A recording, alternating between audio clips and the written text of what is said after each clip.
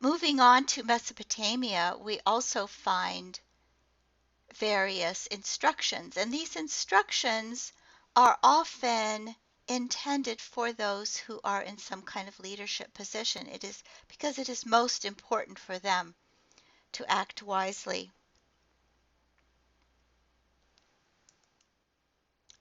The instructions of Shuruppak are from the early 3rd millennium BCE. So again, these are very, very old. This one is in a language called Sumerian, which is probably the earliest written language.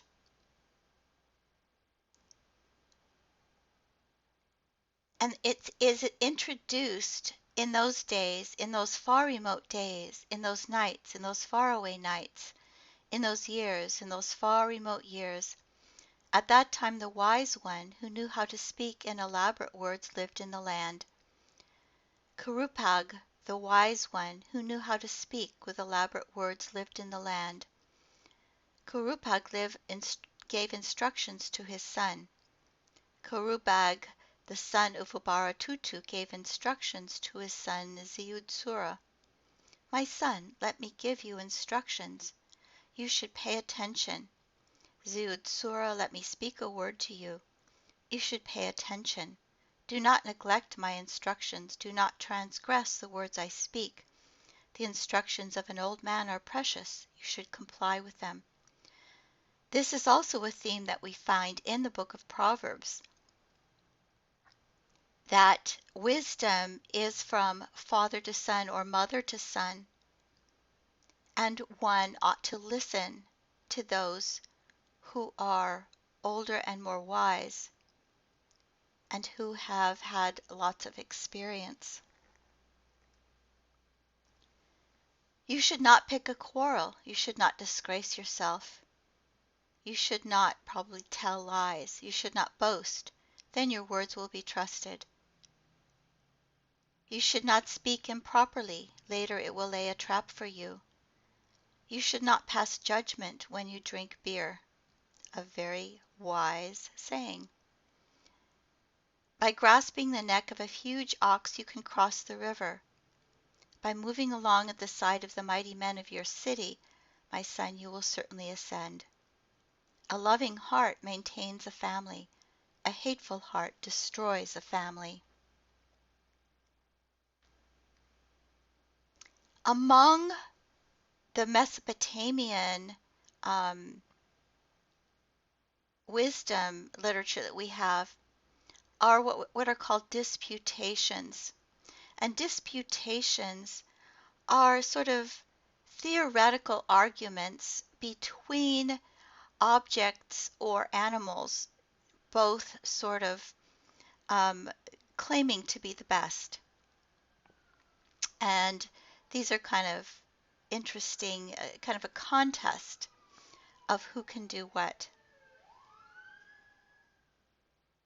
This is an advice to a prince, early 1st millennium BCE, from the library of Ashurbanipal, who was a Neo-Assyrian. If citizens of Nippur are brought to him for judgment, but he accepts a present and improperly convicts them, Enlil, lord of the lands, will bring a foreign army against him to slaughter his army, whose prince and chief officers will roam his streets like fighting cocks. If he takes silver of the citizens of Babylon and adds it to his own coffers, or if he hears a lawsuit involving men of Babylon but treats it frivolously, Marduk, lord of heaven and earth, will set his foes upon him and will give his property and wealth to his enemy. The story of Achikar, which was first found in Aramaic at Elephantine in southern Egypt, dates probably from around the 6th century BCE and is a story that was widely circulated throughout Mesopotamia. And this particular work is the story of Achikar, who is a high official in the Assyrian court, and his nephew betrays him, and Achikar is sentenced to death, but he is later reinstated and vindicated. part of the story includes wisdom sayings, and that is what we are going to be looking at here. O my son, bend thy head low down, and soften thy voice, and be courteous, and walk in the straight path, and be not foolish. And raise not thy voice when thou laugh, for if it were by a loud voice that a house was built, the ass would build many houses every day. And if it were by dint of strength that the plough were driven, the plough would never be removed from under the shoulders of the camels. O my son, the removing of stones with a wise man is better than the drinking of wine with a sorry man. Be content with thy daily bread and thy goods, and covet not what is another's. O my son, be not neighbor to the fool, and eat not bread with him, and rejoice not in the calamities of thy neighbors. We see this also in Psalms. If thine enemy wrong thee, show him kindness. My son, a man who fears God, do thou fear him and honor him. My son, a small fortune is better than a scattered fortune. O my son, a living dog is better than a dead poor man. O my son, a poor man who does right is better than a rich man who is dead in sins. You can see in all of this very similar themes, that the good life, the upright life, the righteous life, is far better to be chosen than fame or riches.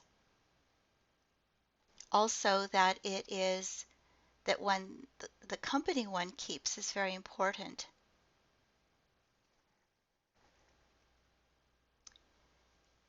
In the Bible, there are a number of references to those who are wise. 2 Samuel 16:23. Now in those days the counsel that Ahithophel gave was as if one consulted the oracle of God.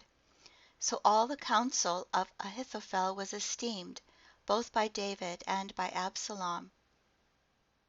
2 Samuel 14:1-2. Now Joab, son of Zeruiah, perceived that the king's mind was on Absalom. Joab sent to Tekoa and brought from there a wise woman. 2 Samuel 20:16.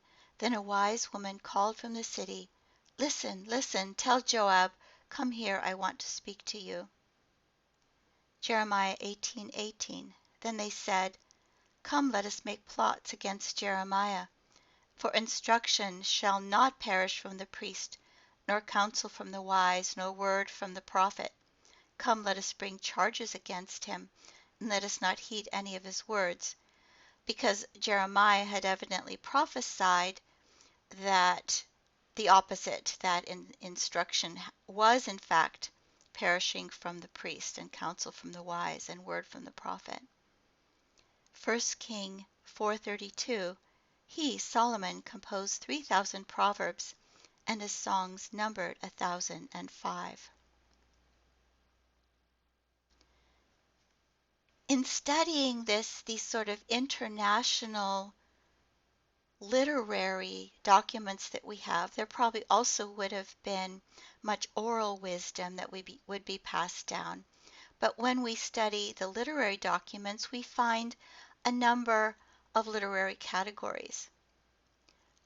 For example, the proverb, which is a short, pithy saying, A wise child makes a glad father, but a foolish child is a mother's grief. There are riddles. For example, we find this in the story of Samson in Judges.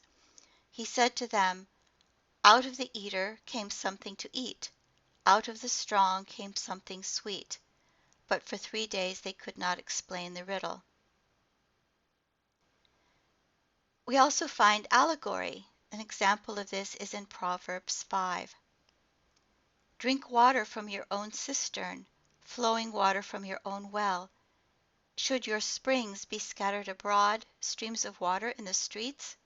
This is a reference to being faithful to your own wife and not going after other women. There are also hymns. For example, in Proverbs 8, The Lord created me at the beginning of his work, the first of his acts of long ago. Ages ago I was set up, at the first before the beginning of the earth.